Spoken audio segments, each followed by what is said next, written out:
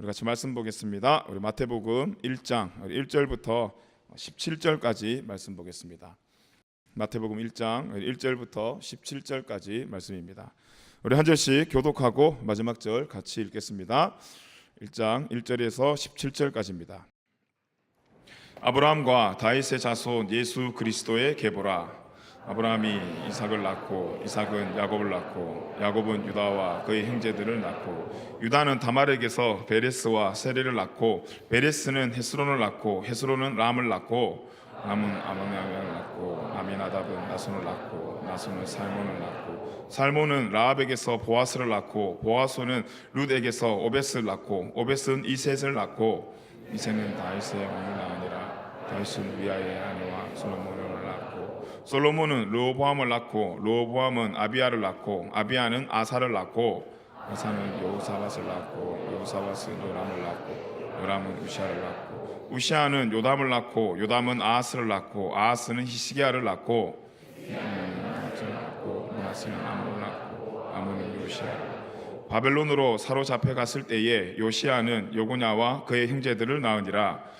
바벨론으로 사로잡혀간 후에 여고냐는 스아디엘을 낳고 스아디엘은 스룹바벨을 낳고 스룹바벨은 아비훗을 낳고 아비훗은 엘리야김을 낳고 엘리야김은 아소르를 낳고 아소르는 사독을 낳고 사독은 아킴을 낳고 아킴은 엘리야웃을 낳고 엘리웃은 엘르아사를 낳고 엘르아사는 mat단을 낳고 mat단은 야곱을 낳고 야곱은 마리아의 남편 요셉을 낳았으니 마리아에게서 그리스도라 칭하는 일.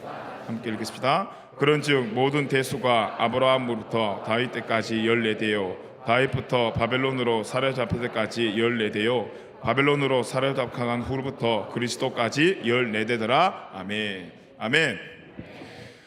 우리가 영화를 보게 되면 볼 수 있는 가장 내가 영화를 봐야 되겠다, 보지 말아야 되겠다라고 결정짓는 것이 뭐냐면 예고편입니다.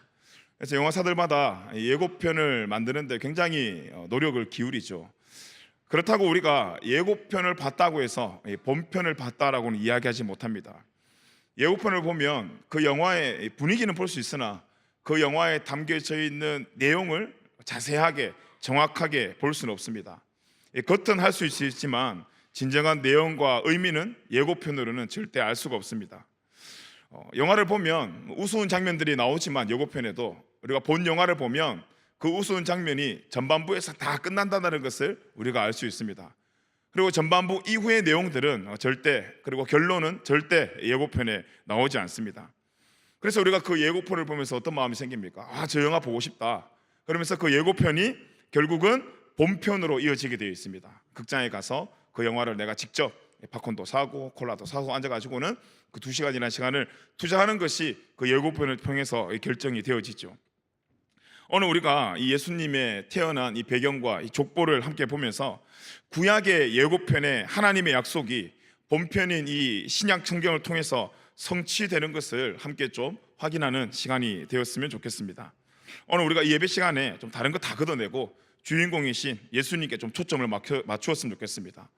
우리가 예배 드리자, 성탄절에 하나님께 예배 드리는 삶을 살자 하지만 또 예배가 끝나면 또 우리 일정에 많은 것들이 준비되어 있지 않습니까? 여러분도 가서 친구들하고 놀고 또 친구의 시간을 보낼 텐데 우리가 이 시간만큼은 그런 생각들을 다 접고 주인공 대신 예수님 앞에 저와 여러분이 정직한 예배를 통해 은혜를 받는 그런 시간이 되었으면 좋겠습니다. 오늘 우리가 읽은 이 말씀은 예수님의 족보에 관한 이야기입니다. 이 족보는 세상의 족보와 달리 예수님이라는 한 분이 태어남으로 완성되어지는 족보입니다. 세상의 족보는요 계속 써여집니다. 누가 누구를 낳고 누구라 누구를 낳고 누구의 대손 하면서 계속해서 족보가 끊이지 않고 후대를 위해서 쓰여지는 것이 이 족보의 기능이죠. 그런데 예수님의 족보는 예수님이 태어난 과정을 기록해 놓음으로써 예수님 시대에 이 족보가 끝이 난다는 것입니다. 예수님이 탄생함으로 이 족보가 완성이 된다는 것입니다. 또 다른 것은 뭐냐면 이 족보는 제가 문씨면 문씨 가문의 혈통을 자랑하기 위해서 족보를 쓰거든요. 너희 조상이 누구야? 너는 그 조상이 몇 대 손이야? 하면서 우리끼리 초등학교 때 중학교 때 그막 싸우잖아요. 너들 박씨 중에 누구 유명한 사람 누가 있어? 김씨 중에 유명한 사람 누가 있어? 그렇게 싸우는 것처럼 자기 조상들의 혈통을 자랑하기 위해서 이 족보가 쓰여집니다. 그런데 오늘 예수님의 족보를 보면 그 혈통을 자랑하기 위한 족보가 아니라 그리스도를 자랑하기 위한, 마지막 족보에 등장하는 예수님을 자랑하기 위한, 그래서 그 예수님을 통해서 세상 전체가 죽음의 길에서 생명의 길로 들어서게 된다는 것을 보여주기 위한 족보가 바로 우리가 읽은 예수님의 족보입니다. 그리고 족보에 적힌 사람들은 원래 누가 태어날지, 어떤 인물이 태어날지 여러분 역사가 알 수 없습니다. 저 막 100년 전에 있었던 문씨 가문에서 분명히 100년 뒤에 문준인이가 태어날 거야 라고 절대 예언하지 못합니다. 태어난 후에 그리고 그 후손들이 조상들의 업적을 기록하는 거지, 태어나기도 전에 조상들이 후손을 기록하는 것이 족보가 아니었죠. 그런데 예수님은 이미 구약 성경에서 여러 모양으로 예언이 되었습니다. 첫 번째 예수님의 예언의 장면이 어디에 나오냐면 창세기에 나옵니다. 창세기 3장 15절의 말씀에 보면 우리가 잘 아는 원시복음이라는 말씀이 있는데요, 우리 같이 한번 읽어보겠습니다. 시작. 내가 너로 여자와 원수가 되게 하고 내 후손도 여자의 후손과 원수가 되게 하리니 여자의 후손은 내 머리를 상하게 할 것이요 너는 그의 발꿈치를 상하게 할 것이니라 하시고, 아멘. 여기에 보면 예수님이 누구냐면 여자의 후손입니다. 여러분, 왜 예수님을 여자의 후손이라고 이야기하냐면 우리 모든 사람들은 남자와 여자의 합방으로, 그래서 남자의 후손인데 이 예수님은 성령이 마리아를 잉태하게 하셔서 남자의 도움 없이 여자의 몸에서 태어났다 해서 여자의 후손입니다. 성경 전체에 나오는 여자의 후손이라고 말하면 딱 예수님 한 분밖에 없다라는 것이죠. 자, 예수님 여자의 후손이 이 뱀과 사단과 원수가 되게 하리니 여자의 후손은 네 머리를 상하게 할 것이다. 여자의 후손 예수님께서 사단의 머리를 상하게 한다는 것은 여러분 어떤 동물이든지 간에 머리가 박살이 나면 그 동물의 생명은 끝나는 것입니다. 다시 말하면 예수님께서 사단의 머리를 상하게 한다는 것은 사단을 박살낸다는 뜻이에요. 그 박살내는 과정에서 이 사단이 뭘 할 수 있냐면 너는 그의 발꿈치를 상하게 할 것이요. 여기서 사단이 예수님께서 그 머리를 박살낼 때 최후에 할 수 있는 수단이 예수님의 발끝을 상하게 하는 거예요. 이 상하게 하는 이 상징이 뭐냐면, 이 말씀의 상징이 뭐냐면 예수님께서 십자가에 못 박혀 돌아가셔 그 발에 못 박힘을 예언하는 그런 말씀입니다. 이 창세기 3장의 말씀을 통해서 이미 정확하게 예수님의 사명에 대해서 예언이 되었습니다. 여러분, 이 싸움을 해서 이길 수 있을까 없을까의 싸움은 우리에게 두려움을 가져다 줍니다. 근데 다 이겨놓은 싸움, 대본을 받아보니까 1장, 2장, 그 다음 장 넘어가니까 이 싸움은 결국 내가 이기는 싸움이라는 대본을 받고 그 연기하는 그 싸움은 절대 두려움이 생기지 않습니다. 대본에 이긴다는 확인을 했다면 과정에서의 상처와 어려움을 두려워하지 않는다는 것입니다. 예수님께서 발끝을 상할 것이다 라는 이 성경의 예언이 있었지만 발끝을 상하게 하는 그 상처에 흘리는 피가 고통의 피가 아니라 승리의 피라는 것을 오늘 말씀이 증언하는 것입니다. 이사야서 9장의 말씀 보면 6절에서 7절 말씀은 또 이런 말씀이 있습니다. 우리 같이 한번 읽어보겠습니다. 시작. 이는 한 아이가 우리에게 낳고 한 아들을 우리에게 주신 바 되었는데 그의 어깨에는 정사를 메었고 그의 이름은 기묘자라 모사라 전능하신 하나님이라 영존하시는 아버지라 평강의 왕이라 할 것임이니라. 그 정서와 평강이 더함이 무궁하며 또 다윗의 왕자와 그의 나라에 군림하여 그 나라를 굳게 세우고 지금 이후로 영원히 정의와 공의로 그것을 보존할 것이라. 만군의 여호와의 열심히 이를 이루시리라. 아멘. 그렇게 오신 예수님에 대해서 많은 내용이 이제 신약에 기록될 텐데 마태는 이 마태복음을 기록하고 사역하고 소개하기 전에 오늘 본문에 예수님의 탄생에 대한 족보를, 계보를 먼저 소개하고 있습니다. 왜 마태가 구약의 말라기가 끝나고 신약의 마태복음이 시작이 되면서 다른 것을 소개하는 것이 아니라 예수님의 탄생에 대한 족보를 기록해 놓았을까요? 하나님이 구약에서 그토록 예언했던 것들을 성취하시는 예수님이 구약에서 말한 다윗의 후손님의 혈통을 밝히기 위해서 오늘 마태가 말씀의 시작 사역을 예수님의 족보로 시작했다는 것입니다. 여러분, 혈통이 굉장히 중요합니다. 내가 어디에 혈통을 가지고 있다는 것 가지냐에 따라서 우리의 가치가 결정되기 때문입니다. 이전에 구약 시대에 그렇게 예고했던 그 진짜가 드디어 나타났다는 것입니다. 자, 이제 수많은 사람들의 삶을 뚫고 구약 시대에 얼마나 많은 왕들이 세워졌습니까? 얼마나 많은 왕들을 통해서 이스라엘 백성들이 흥했다가 망했다가 흥했다가 망했다를 얼마나 반복했습니까? 그 망하고 흥하고 하는 그 반복 가운데 하나님께서 얼마나 이스라엘 백성들에게 마음을 품으시고, 또 어떤 날은 불기둥으로 구름기둥으로 인도하시며 만나를 먹이시며 하나님을 배반하는 그들을 돌이키게 하시면서 얼마나 현란한 전쟁을 많이 겪으면서 구약시대를 거쳐왔습니까? 그 구약시대를 거쳐오면서 이제 신약의 예수님의 그림자가 점점 보일 때마다 지금 이것이 하나님이 세상을 살아가는 우리 모든 이 하나님 믿는 사람들을 향한 승보를 우리에게 올려주시는 것과 같은 거거든요. 자, 이제 내가 너희들을 위해서 진짜 너희를 구원시킬 내 아들이고 내 계획을 너희에게 소개시켜 주겠다. 이것이 구약 창세기부터 소개시켜 줄 거야, 소개시켜 줄 거야. 점점 그 소리가 커지면서 말라기가 끝나 예수 그리스도의 족보를 통해서, 자, 내가 66권 중에 39권 가운데 예언한 그 주인공이 바로 예수 그리스도야 하면서 마태복음 1장 1장에 예수 하나님께서 소개하는 것입니다. 우리가 세상의 선전만 보더라도 역사가 깊은 자동차들이나 역사가 깊은 어떤 시계의 광고를 보면 갑자기 컬러 화면으로 팍 나오기보다 옛날 흑백 화면에 큰 바퀴를 가지고 나무차, 또 형편없이 보이지만 그 기술자들이 못질을 하면서 그 자동차와 그 시계가 탄생되는 순간으로부터 역사가 쫙쫙쫙쫙 흘려서 갑자기 컬러 화면으로 팍 바뀌면서 두둥 하면서 큰 좋은 자동차가 나오고 굉장히 비싼 시계가 나오는 그런 선전을 우리가 봤을 것입니다.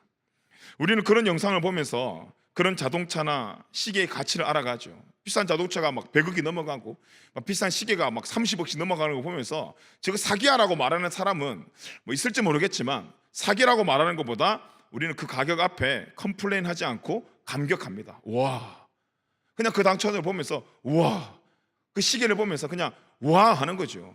왜 그래 우리가 우아할 수 있고 왜 우리가 감탄할 수 있습니까? 그 시기가 태어나기까지, 그 자동차가 태어나기까지 그 짧은 CF지만 수백 년 전부터 노력해오던 그 기술자들의 모습, 땀 흘리는 모습, 실패하고 좌절했지만 다시 한번 세워나가면서 그 결국 시계와 자동차를 그 만든 모습을 짧은 영상으로만 봐도 우리가 그 시계와 그 자동차의 가치 앞에 절대 컴플레인 하지 못합니다. 와, 우리도 저거 타고 싶다. 와, 우리도 저거 한번 가지고 싶다. 이런 감기가 마음이 생긴다는 거죠.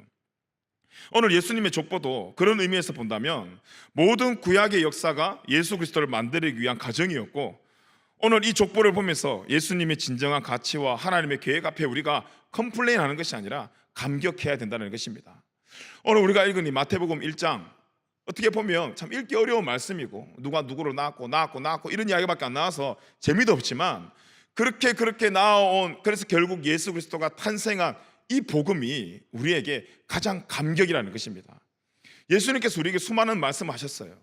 사랑해라, 또 내가 너에게 복을 주겠다, 내가 너희를 은혜를 주겠다, 또 내가 형통하게 하겠다. 많은 우리에게 복음의 말씀을 전해졌지만 그 복음의 말씀의 첫걸음이 뭐냐 하면 예수 그리스도가 탄생했다는 것입니다.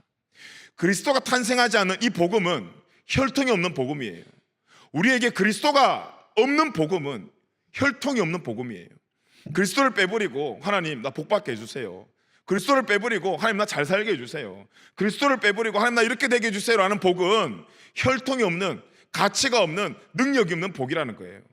왜 예수님께서 그 사복음서에서 그렇게 주옥과 같은 복음과 은혜의 말씀을 전해주셨지만 첫 번째 출발을 예수 그리스도의 탄생과 함께 그 복음의 말씀을 이야기했냐면, 그 말이 예수님 한 사람의 입에서 나온 것이 아니라 이미 수만 년 전부터, 창세시대부터 하나님께서 우리에게 예비해 놓으신 그 말씀이라는 그 한 말이 갑자기 번뜩 생각나서 하는 그 말이 아니라 수천 년부터 하나님께서 우리를 향한 준비된 복이라는 것을 우리에게 이 마태복음 1장이 먼저 전해줌으로써 이 은혜의 가치가 그런 값어치의 가치, 가벼운 가치의 은혜가 아니다라는 것입니다. 오늘 족보에 보면 사건이나 인물 중심으로 14대씩 나누어졌다는 것을 말씀이 기록하고 있습니다.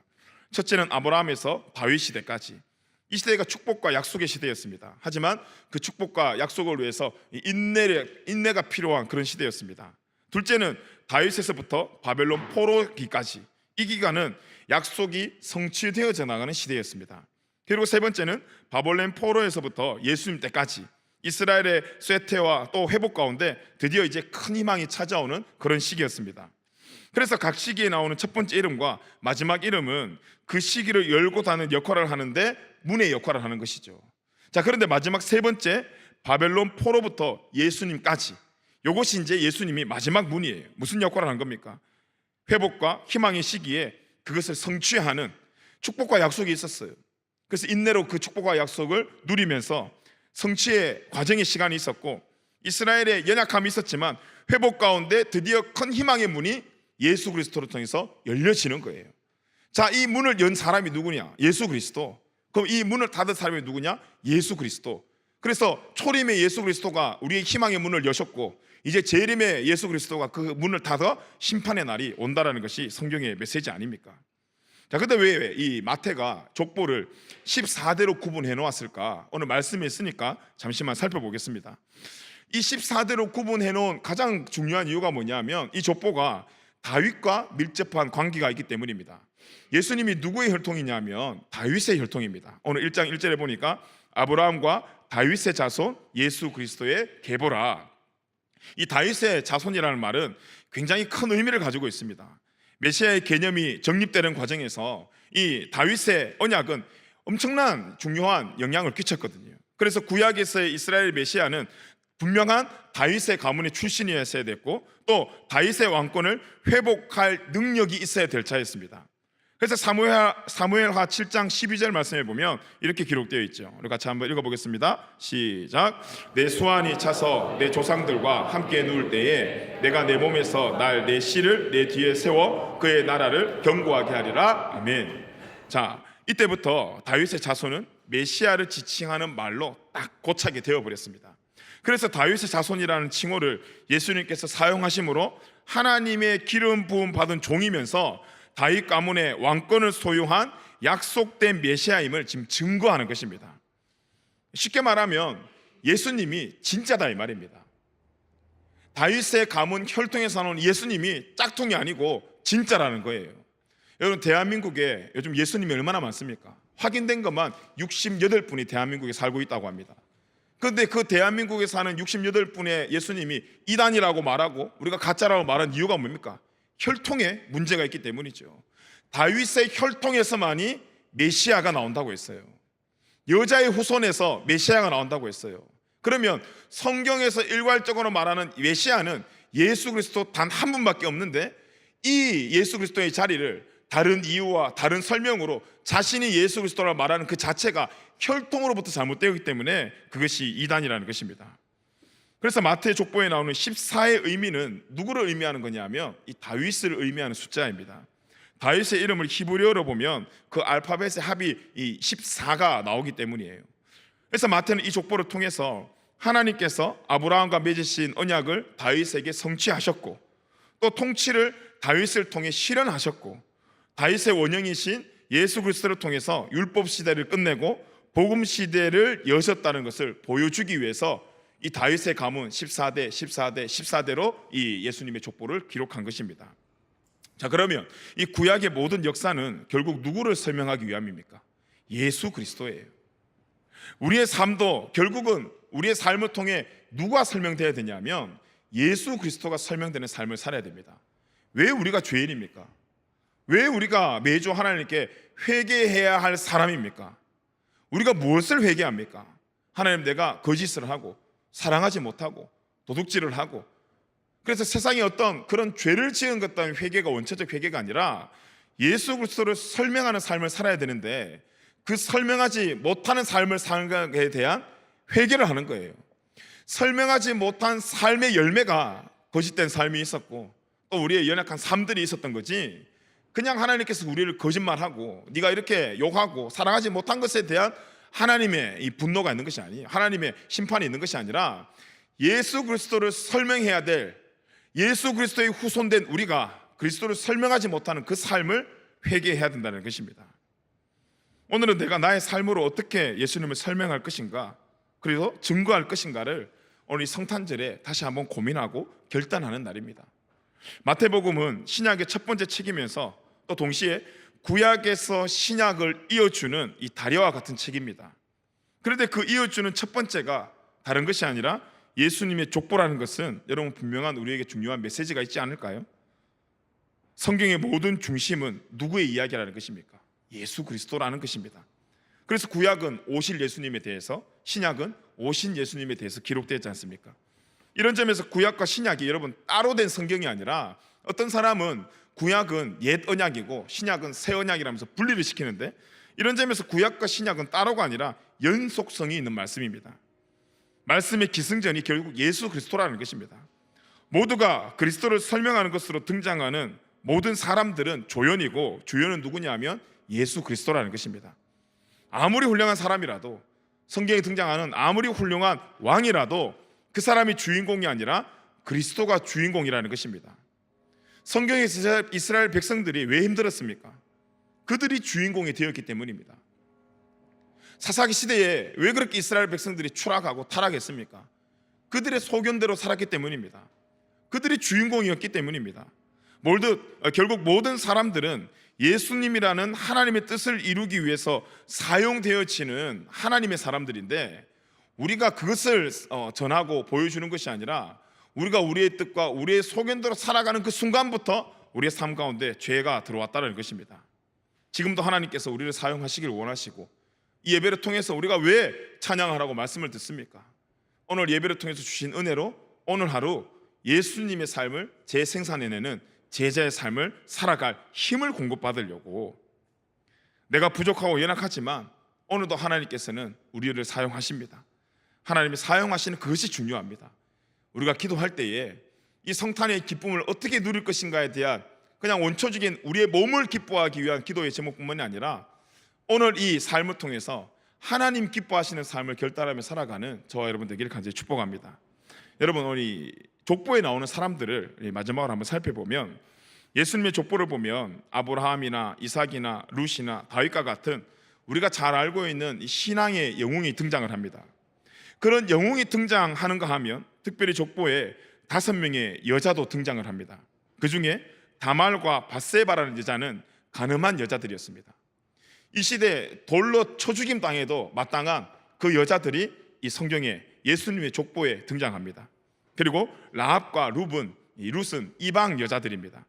거기에다가 유대인의 전통에 따르면 여자들은 족보에 올라갈 수도 없습니다.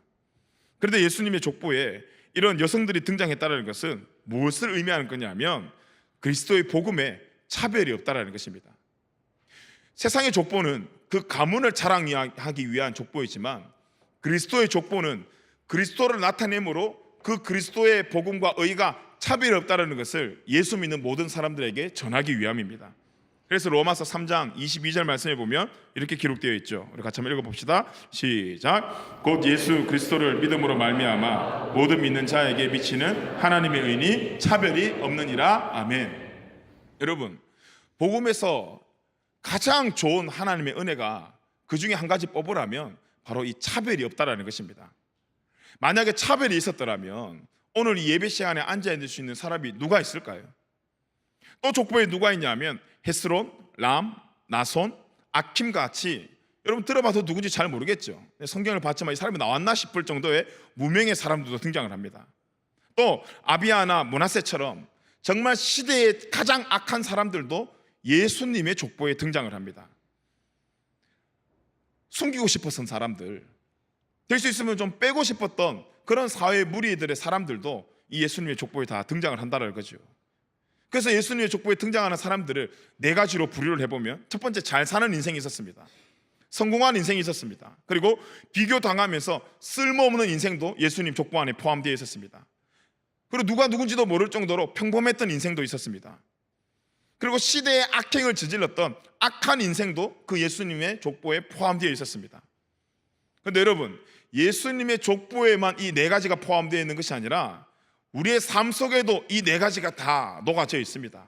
어떤 사람은 잘 사는 사람이 있습니다. 어떤 사람은 비교하며 쓸모없다 생각하며 살아가는 사람도 있습니다.